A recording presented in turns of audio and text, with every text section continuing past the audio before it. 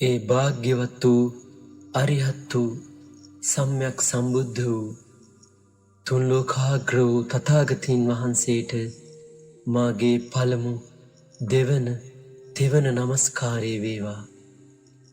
45 වසරක් පුරා ශ්‍රී මුක ධාතුවෙන් උන්වහන්සේ දේශනා කළා වූ සේ සද්ධර්මයට මාගේ නමස්කාරය වේවා.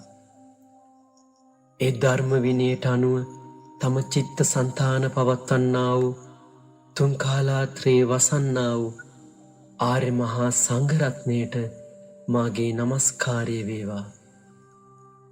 පෙර සසරක පටන් හෝ මේ දක්වා මගේ හිතින් කයින් වචනයෙන් බුද්ධ ධම්ම සංඝ යන ත්‍රිවිධ රත්නයට ප්‍රමාදයකින් හෝ මගෙන් වරදක් අඩුපාඩුවක් වී නම් මම සමාව ගනිමි.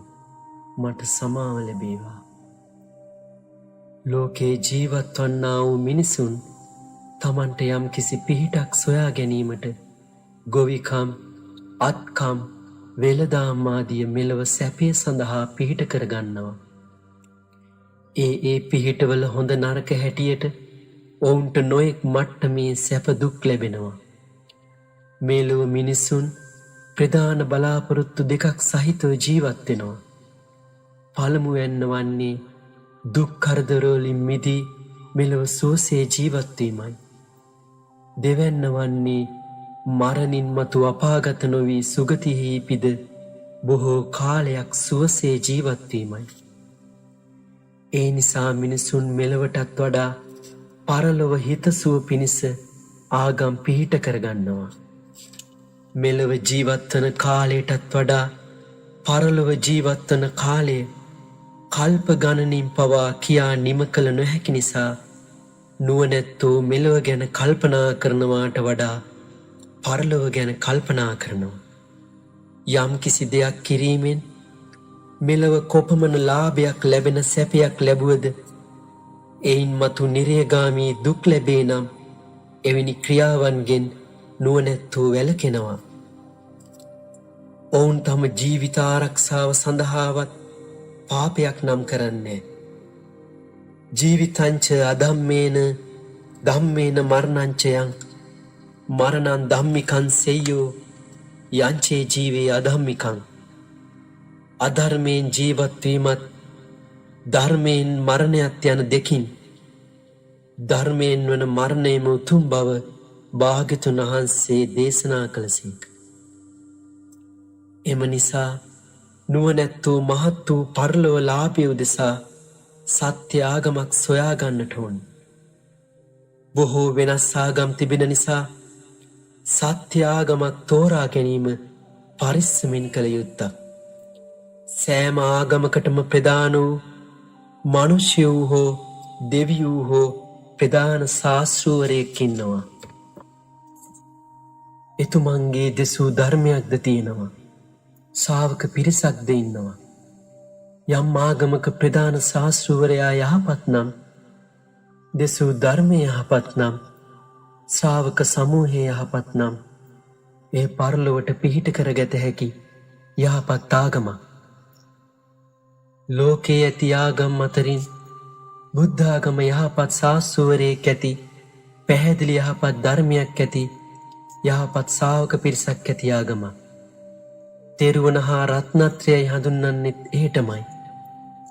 රත්නය යනු ඉතා ප්‍රයෝජනවත්, ඉතා වටිනා, ඉතා දුර්ලභ වූ, කලාතුරකින්ම දක්නට ලැබෙන උසස් පුද්ගලයන්ව භාවිතා කරන රන් රිදී මුතුමැණික් ආදී හඳුන්වන නාමයක්. තථාගතයන් වහන්සේ උන්වහන්සේගේ ධර්මය, උන්වහන්සේගේ ශ්‍රාවක පිරිස යන මේ වස්තු තුනට වඩා සත්වයන්ට පිහිට වෙන ප්‍රයෝජන වස්තුවක් හෝ පුද්ගලයෙක් ලෝකේ කොතනකවත් නැහැ. ඒ නිසා බුද්ධ ආදී උත්තම වස්තු තුනට රත්නයයි කීම සාධාරණයි. ඒ නිසා රත්නත්‍රය හොඳින් හඳුනා නොගත්තොත් තමන් අදහන ආගම ඇත්තෙන්ම පරලොවට පිහිට කර ගැනීමට හැකි ආගමක්ද යන බව දැන ගැනීම අපහසුයි. වන්දනාමාන ආදී ඔවුන් කරන පින්කම්ද මහත් ඵලවන හැටියට කරන්න අපහසුයි. බුද්ධාගම හඳුනා ගැනීමේ අත්තිවාරම රත්නත්‍රය හඳුනා ගැනීමයි. රත්නත්‍රය ගැන කල්යාණ මිත්‍රීන්ගෙන් අසා හෝ කියවා නැති පුද්ගලයා කරන පින්කම්ද අත්තිවාරමක් නැති නිවසක් වගේ. ඒ නිසා පරලොව සැපපතන හැම දෙනාම රත්නත්‍රය හඳුනා ගන්න ඕන. පින්වත් අසන්නිනි, බුද්ධ රත්නය යනු කුමක්ද? ඉතා දීර්ඝ කාලයක් පුරා රැස් කළ පින් බලෙන් සියලු පවුනසා සියල්ල දැනවදාලා වූ කපක් මුළුල්ලෙහි කීවද අවසන් වන ගුණයෙන් බලයෙන් ප්‍රඥාවෙන් ඥානයෙන් සම්පූර්ණ වූ මහෝත්තමයන් වහන්සේ බුද්ධ නම් වනසේක. ලෝකයේ ඇත්තා වූ පදවි අතරින් සියල්ලටම උසස් පදවිය බුද්ධ පදවියයි. යටත් පිරිසෙන් සාරා සංකේය කල්ප ලක්ෂයක් පුරා ධන පරිත්‍යාග, පුත්‍ර පරිත්‍යාග, භාර්යා පරිත්‍යාග, අංග පරිත්‍යාග, ජීවිත පරිත්‍යාග යන මේ අපරිමේය පරිත්‍යාග උන්වහන්සේ කළ යුතුයි. ඒ උදාර අදහස් ඇති මහා වීරයෙකුට මිස සැමටම කළ හැකි වැඩක් නොවන බැවින් ලෝකේ බුදු කෙනෙකුන් පහළවන්නේ ඉතා දීර්ඝ කාලයකින්. බුදුරජාණන් වහන්සේ ආශ්චර්ය පුද්ගලයෙක්. උන්වහන්සේගේ ගුණ තබා ශරීරයේද ප්‍රමාණය කරන්න අපහසුයි. කොපමණ උස කෙනෙකුට වුවත් ඒ ශ්‍රී ශරීරයේ හිස් මුදුන බැලීමට නොහැකි. ලෝකේ සැමට වඩා ලස්සන වූ සෝබන වූ තැනැත්තා උන්වහන්සේ. මිනිස් ලොව තබා දෙව්ලොව බඹලොවද උන්වහන්සේට වඩා රූප ස්වභාවයෙන් වැඩි කෙනෙකු තබා සම කෙනෙකුන්ද නෑ. උන්වහන්සේගේ ශරීරයේ රන්වන් පාටයි. ඔප නැගූ රන් කඳක්සේ දිලිසෙනවා. ඒ ශ්‍රී ශරීරයෙන් නිල් කහ රතු සුදු රැස්සෙහි දෙනවා. මදට පැහැය ඇතිද කලවන් පැහැය ඇතිද රැස්සෙහි දෙනවා. සියලු කෙලෙස් සංසිඳ උන්වහන්සේගේ සිත අති පරිසුද්ධයි. මහා කරුණාවෙන් තෙත් වී තිබෙන්නේ ඒ හිත. පුත්‍ර රාහුල කුමරුවන්ට මෙන්ම සතුරුකම් කළ දේවදත්ත ආදී අයටද උන්වහන්සේගේ මහා කරුණාව නොවෙනස්. මේලොව කිසිම පුද්ගලයෙකු හෝ වස්තුවක් කෙරෙහි උන්වහන්සේගේ කැමැත්තක් නැත. සතුරුකම් කරන්නන් හා වෛරයක්ද නැත. උන්වහන්සේ අතීත අනාගත වර්තමාන යන කාලාර්ථයට අයත් වූත් කාලාර්ථයට අයත් නොවුත් සියල්ල දක්නාසේක, දන්නාසේක. කොතරම් දුර තිබෙන දෙයක් වුවත් සියුම් දෙයක් වුවත් උන්වහන්සේට පෙනෙනවා. උන්වහන්සේගේ දිවකනට ඉතා දුර ශබ්ද මෙන්ම පියවි කනට නොඇසෙන ශබ්දද මනාසේ ඇසෙනවා. අත්ල මත ඇති නෙල්ලි ගෙඩියක්සේ උන්වහන්සේට අනුන්ගේ සිත් අන් අයගේ ගතිගුණ පෙනෙනවා. මිය යන අය උපදින්න තැන් පෙනෙනවා. ඒ ඉපදීමට හේතු වෙන පින්පව් පෙනෙනවා. උන්වහන්සේගේ ඉර්ධිය ඉතා ආශ්චර්යයි. භාග්‍යතුන් වහන්සේට දියගිනි සුළං ආදී ඕනෑම දෙයක් හිතින් මවන්න පුළුවන්. කැමති වේශයන් මවා ගන්න පුළුවන්. අහසෙහි පොළොවේහිද ජලයෙහිද නොවෙනස් සිරියව් පවත්වන්න පුළුවන්. වක්කලාතක් දිගහරින්නාක් මෙන් සැනකින් ලෝකයේ ඕනෑම තැනකට යන්න පුළුවන්. නොපෙනීද ඉන්න පුළුවන්. උන්වහන්සේගේ ධර්ම දේශනයත් ඉතා ආශ්චර්යවත්. දහම් දෙසන උන්වහන්සේගේ මුහුණ සතර දිසාවේ සිට බණ අසන සෑම කෙනෙකුටම නොවෙනස්ව පෙනෙනවා.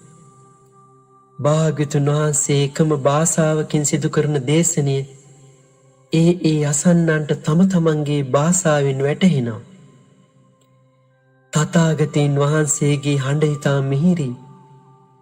මිනිස් හඬට බිය වී පලා යන වනසත්තුද උන්වහන්සේගේ මිහිරි හඬ ඒ බ්‍රහ්ම ස්වරය සතුටින් අසා සිටිනවා. බුදුරජාණන් වහන්සේගේ හඬසේ මිහිරි කටහඬක් තබා තූර්ය නාදයක්ද මේ තුන් ලෝකෙම නෑ. ඒ මිහිරි ස්වරය බණාසන පිරිසෙන් පිටතට පැතිරෙන්නෙත් නෑ.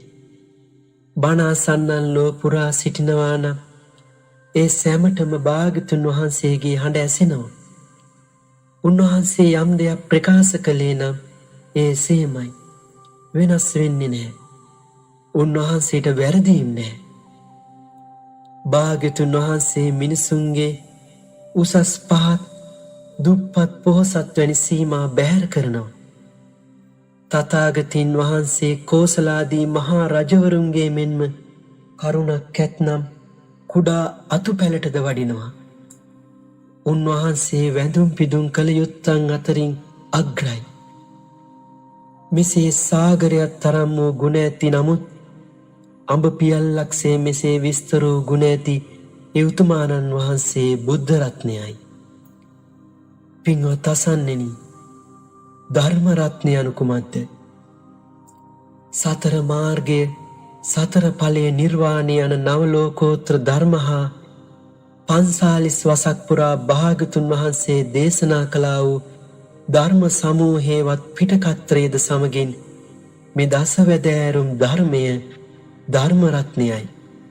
සතර මාර්ගය නම් සෝවාන් මාර්ගය, සකෘදාගාමී මාර්ගය, අනාගාමී මාර්ගය, අරියත් මාර්ගය යන හතරයි.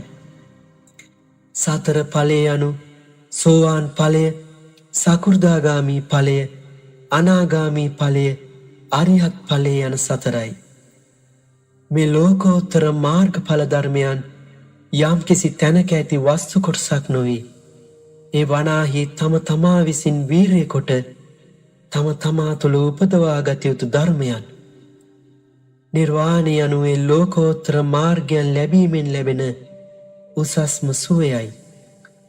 පිටකත්‍රය යනු විනය පිටකය, සූත්‍ර පිටකය, අභිධර්ම පිටකය සහිත තුන් පිටකය හෙවත් ත්‍රිපිටකයයි.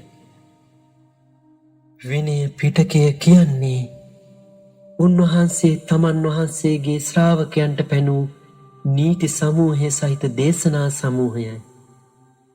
එය පාරාජිකා පාළිය, පාචිත්ති පාළිය, මහා වග්ග පාළිය, චූල වග්ග පාළිය, පරිවාර පාළිය ලෙසින් ප්‍රකරණ 5ක් සහිතයි. ඒ ධර්මස්කන්ධයේ 21000ක්. සූත්‍ර පිටකය කියන්නේ තථාගතයන් වහන්සේ ඒ ස්ථානයන්හි ඒ පුද්ගලයන්ට දේශනා කළා වූ සාමාන්‍ය හෙවත් ව්‍යවහාරික දේශනායි. ඒ දීඝ නිකාය, මජ්ක්‍ධිම නිකාය, සංයුත්ත නිකාය, අංගුත්තර නිකාය, කුද්දක නිකාය ආදී ලෙසින් 5ක්. දීඝ නිකාය සූත්‍ර 34කින් හා බණවර 64කින් යුක්තයි. මජ්ක්‍ධිම නිකාය සූත්‍ර 152කින් හා බණවර 80කින් යුක්තයි. සංයුත්ත නිකාය සූත්‍ර 7762කින් සහ බණවර 100කින් යුක්තයි. අංගුත්තර නිකාය සූත්‍ර 9757කින් සහ බණවර 121කින් යුක්තයි. කුද්දක නිකාය යන කුඩා ග්‍රන්ථ සමූහයක්. එහි කුද්දක පාඨය, ධම්මපදය, උදානය, ඉතිවුත්තකය, සුත්ත නිපාතය, විමානවත්තු පාළිය, පේතවත්තු පාළිය, තේර ගාථා පාළිය, තේරි ගාථා පාළිය, ජාතක පාළිය, නිද්දේශ පාළිය, පටිසම්භිදා මග්ගය, අපදානය, බුද්ධ වංශය, චරියා පිටකයේ ලෙසින් ප්‍රකරණ 15ක් තියෙනවා. එලෙසින් සූත්‍ර පිටකෙහි ධර්මස්කන්ධය 21000ක්. තථාගතයන් වහන්සේ බුද්ධත්වයට පැමිණීමෙන් පසු 6 වන වසරේ තව්තිසා දෙව්ලොව වස්තුන් මාසයක් පුරා දේශනා කළා වූ පරම ගම්බීර පරමාර්ථ දේශනය අභිධර්ම පිටකයයි. එහි ධම්ම සංගණීපකරණය, විභංගප්පකරණය, ධාතු කථාපකරණය, පුද්ගල ප්‍රඥප්තිපකරණය, කතාවත්තුපකරණය, යමකපකරණය, ප ဋ ාණපකරණය ලෙසින් ප්‍රකරණ 7ක් තියෙනවා. එලෙසින් අභිධර්ම පිටකයේ ධර්මස්කන්ධය 42000ක්. මෙසේ මුළු ත්‍රිපිටකයේම ධර්මස්කන්ධය 84000ක්. ඒ වනාහි ධර්මරත්නයයි. පින්වත් අසන්නෙනි, සංඝරත්නය යනු කුමක්ද? 9180 කෝටි 50,37,000ක් සංවර ඇත්තා වූ ප්‍රාතිමෝක්ෂ සංවර සීලෙන් සහ මාර්ග සම්‍යක් දෘෂ්ටියෙන් ඔවුනොවුන් හා සමාන වූ තථාගතයන් වහන්සේගේ ශ්‍රාවකෝ සාරිපුත්ත මොග්ගල්ලාන මහා කාශ්‍යප රේවත අනුරුද්ධ උපාලි රාහුලාදී පුද්ගල සමූහය ආර්ය සංඝරත්නයයි. පුද්ගලයන් 8 දෙනෙකු ඇති නිසා අෂ්ටාර්ය පුද්ගල මහා සංඝරත්නයයිදී හඳුන්වනවා. ඒ මහා සංඝරත්නයට අයත් ආර්ය පුද්ගලයෝ 8 දෙනා නම් සෝවාන් මාර්ගස්ත පුද්ගලයා, සෝවාන් ඵලස්ත පුද්ගලයා, සකෘදාගාමී මාර්ගස්ත පුද්ගලයා, සකෘදාගාමී ඵලස්ත පුද්ගලයා, අනාගාමී මාර්ගස්ත පුද්ගලයා, අනාගාමී ඵලස්ත පුද්ගලයා, අරිහත් මාර්ගස්ත පුද්ගලයා, අරිහත් ඵලස්ත පුද්ගලයා යන මේ ආර්ය පුද්ගලයන් 8 දෙනායි. එයින් සෝවාන් පුද්ගලයා හට සක්කාය දිට්ඨිය, විචිකිච්ඡාව, සීලබ්බත පරාමාස යන සංයෝජන තුන නැහැ. ඔහුට කාමරාගාදී අවශේෂ සංයෝජන තිබුණත් පෘථග්ජනයන්ට මෙන් ඖදාරික මට්ටමින් නෙවෙයි ඒවා පිහිටන්නේ, ස්වල්ප අල්ප වශයෙන්. ඒ නිසා සෝවාන් වූ ආර්ය ශ්‍රාවකයන් වහන්සේ සතර අපායේ උප්පත්තියට හේතු වන තරම් ඖදාරික පාපයන් කරන්නේ නැහැ. එබැවින් උන්වහන්සේ කිසිදු අපායක නැවත උපදින්නෙත් නැහැ. ඒ ජාතියේදීම රහත් නොවි නැවත උපදිතත් උපදින්නේ සුගති භවයේ 7 වාරයක් පමණයි.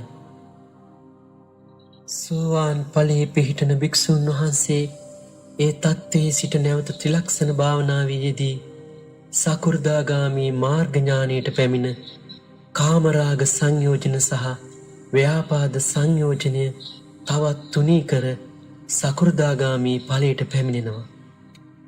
සකෘදාගාමී ඵලයේ පිහිටි භික්ෂුව නැවත විදර්ශනා කර අනාගාමී මාර්ගය ලබා කාමරාග සහ ව්‍යාපාද සංයෝජනයන් නිර්වශේෂයෙන් ප්‍රහාණය කර අනාගාමී ඵලයට පැමිණෙනවා. අනාගාමී ආර්යයන් වහන්සේ නැවත භාවනාවේ යෙදී පළමුව අරිහත් මාර්ගයට පැමිණ ඉතිරි සියලු කෙලෙස් සංයෝජන දුරු කර අරිහත් ඵලයට පැමිණෙනවා. තේකීන බීජා අවිරෝලි ඡන්දා නිබ්බන්ති දීරා යථායම් පදීපෝ යන පරිදි පහනක් නිවී ගියාක් මෙන් උන්වහන්සේ නැවත සසරේ නූපදිනවා. සියලුම දුක් නිමා කරනවා. ගෘහස්ත භූමියේ බොහෝ මනුෂ්‍ය දේව බ්‍රහ්ම ආර්ය පුද්ගලයන් සිටියත් ඔවුන් අධිසීල සංඛ්‍යාත උපසම්පදා සීලේ පිහිටියවුන් නොවන නිසා සංඝරත්නයට අයත් වෙන්නේ නැහැ. මෙකල සිටින්නා වූ පෘථග්ජන භික්ෂූන් වහන්සේලා ආර්යයන් නොවුනත් 9180 කෝටි 50,37,000ක් සංවර වූ ප්‍රාතිමෝක්ෂ සංවර සීල සංඛ්‍යාත ආර්ය සීලස්කන්ධයෙන් යුක්තව ආර්යයන් වහන්සේලා අනුව පිළිපදින බැවින් සංඝරත්නයට අයත් වෙනවා. පරාජිකා වූ අයද විනයගත පරිද්දෙන් උපසම්පදා නොවුවෝද එසේ උපසම්පන්නයෝ හැටියට පෙනී සිටින අයද මහා සංඝරත්නයට ඇතුළත් වෙන්නේ නැහැ. එසේ මහා ගුණස්කන්ධයකින් යුක්ත වූ ඒ මහා රත්නය මහා සංඝරත්නයයි. තිසරණ යනු පිහිටවල් 3ක් යන්නයි. ඉපදුණු සත්වයන්ට පැමිණුණු දුක් දුරු කර සැපේ ඇති කර දීමත්, මතු පැමිණෙනට ඇත්තා වූ දුක් දුරු කර සැපේ ඇති කර දීමත් යම්කිසි වස්තුවකින් හෝ පුද්ගලයෙකුගෙන් සිදුවේ නම් එම වස්තුවට හෝ පුද්ගලයාට පිහිටයයි කියන්න පුළුවන්. බඩගිනි නැති කර ශක්තිය ගෙන දීමෙන් ආහාරය අපට පිහිට වෙනවා. අවුසුලන් වැසි ආදිය වැළැක්වීමෙන් ගෙය අපට පිහිට වෙනවා. එක් පුද්ගලයෙකුට පිහිටවන බොහෝ දේවල් තියෙනවා. මාපිය නෑ මිතුරන්ද අපට විවිධ ආකාරයෙන් පිහිට වෙනවා. ඒ සියලු පුද්ගලයන්ගෙන් සහ වස්තුන්ගෙන් ලැබෙන උපකාරවලට වඩා 100 ගුණයෙන් 1000 ගුණයෙන් පිහිටවන උතුම් පිහිට තුනක් අපට තිබෙනවා. එනම් බුද්ධ ධම්ම සංඝ යන මේ රත්න තුනයි. තිසරණයයි හඳුන්වන්නෙත් මේ තෙරුවනයි. සත්‍යයන්ට ඔවුන්ගේ මව්දෙමව්පියන් පිහිටවන්නේ එක් ජාතියක් පිළිබඳ සැප දුක්වලට විතරයි. ඒත් බුද්ධ ආදී රත්නත්‍රය සතර අපායේ ඉපදුණු විට ලැබෙන සියලු දුක් දුරු කරනවා. ජාති ජරා ව්‍යාධි මරණ ආදී සංසාරික දුක්ඛයන් නැති කරනවා.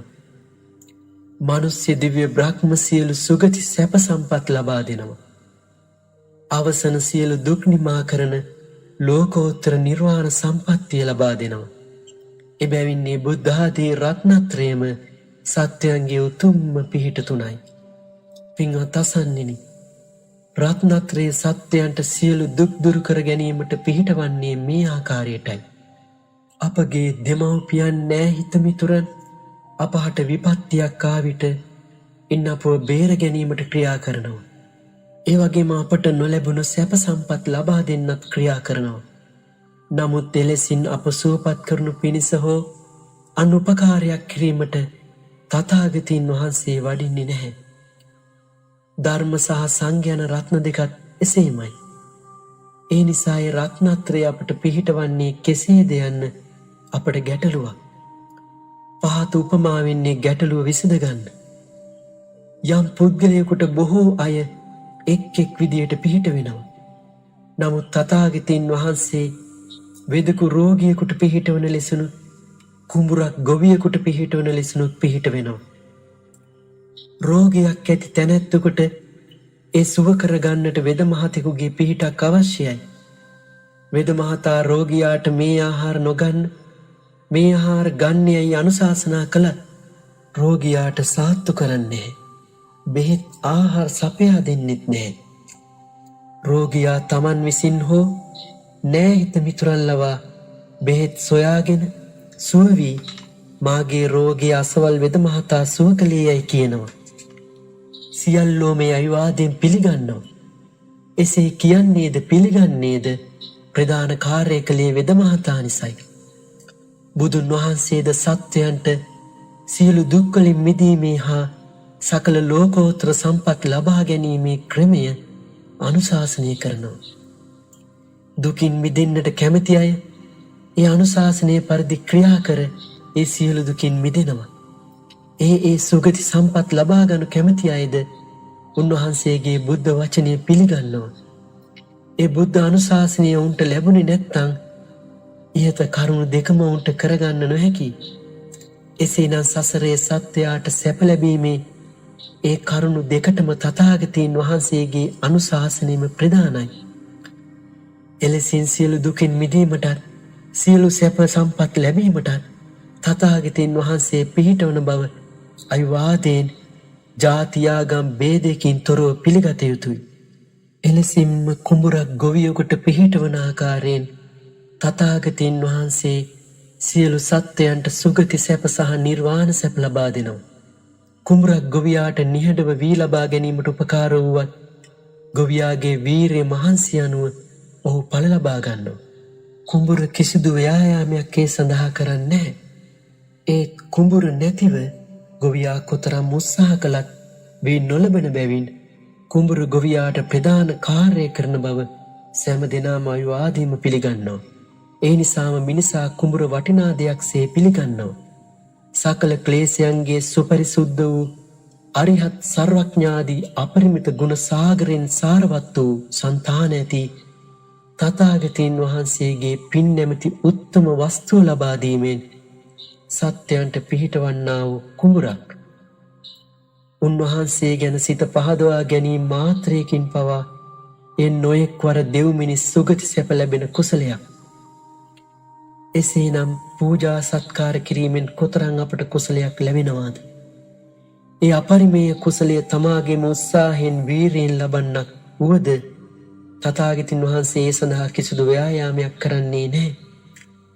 නමුත් තථාගතයන් වහන්සේ ලොව පහළ නොවී නම් සත්‍යයන්ට මේ මහඟු කුසලය ලබා ගැනීමට නොහැකි නිසා උන්වහන්සේ සියලු සත්‍යයන්ට සැප සදන්නා බවයි වාදීම පිළිගත යුතුයි.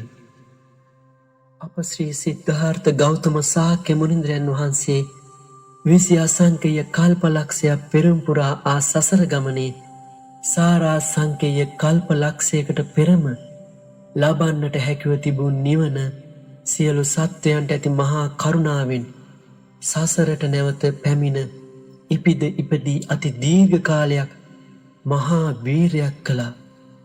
එසේ කළේ සියලු සත්වයන්ට පිහිටවීමටයි.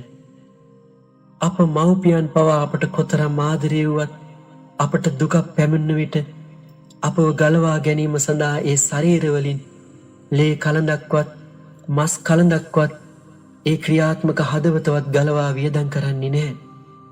නමුත් බුදුන් වහන්සේ සියලු සත්‍යයන්ට පිහිටවීමට සම්බුද්ධත්වයේ පතා ධනයේද අමුදරුවන් රාජකම් සහිත රාජ්‍යයේද තමන් වහන්සේගේ ඇස් ඉස්මස්ලේ ජීවිතයේද දසදහස් ගණන් ජීවිතවලදී පරිත්‍යාග කළා.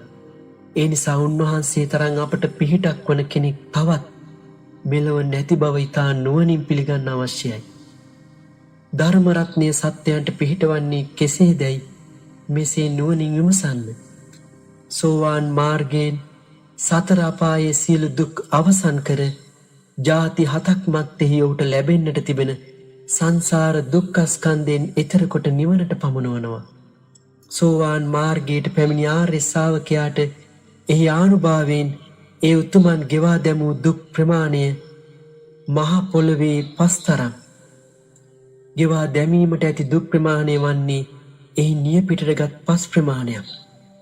සකෘදාගාමී මාර්ගයෙන් එකවරකින් නැවත කාම ලෝකයේ උපත ලබා විඳින්නට සිදුවන දුකින් නිදහස් කර නිවනට පමුණුවනවා.